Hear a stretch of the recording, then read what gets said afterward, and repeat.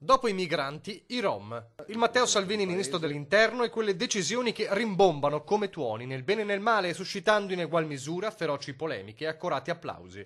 Dai porti chiusi al censimento dei Rom, quello che annuncia ai microfoni di Tele Lombardia. Al Ministero mi sto facendo preparare un dossier sulla questione Rom in Italia perché dopo Maroni non si è fatto più nulla ed è il caos.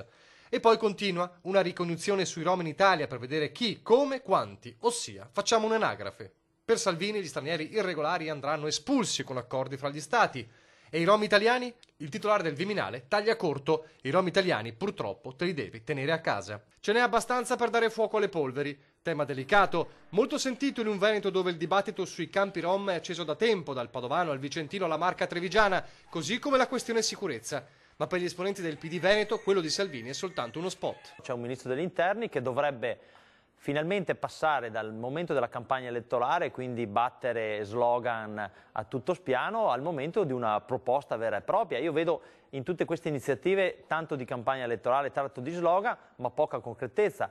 I Rom, innanzitutto, iniziamo a dire che gran parte della popolazione è italiana.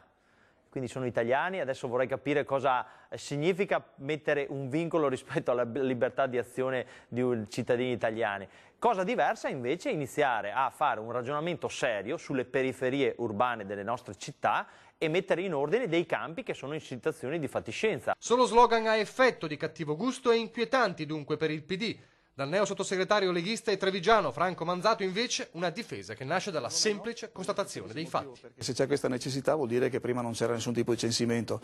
Sapere quali sono e chi sono le persone che vivono in Italia, cittadini e non, che vivono in Italia, soggiornano in Italia oppure in modo regolare o irregolare sono in Italia, dobbiamo in qualche modo averlo. Avevamo detto questo in campagna elettorale, lo stiamo facendo, una cosa molto semplice, non c'è nessun tipo di azione contro una certa etnia o contro l'immigrazione in generale, ma sicuramente il controllo del territorio perché la sicurezza è una delle priorità dei cittadini e soprattutto veneti.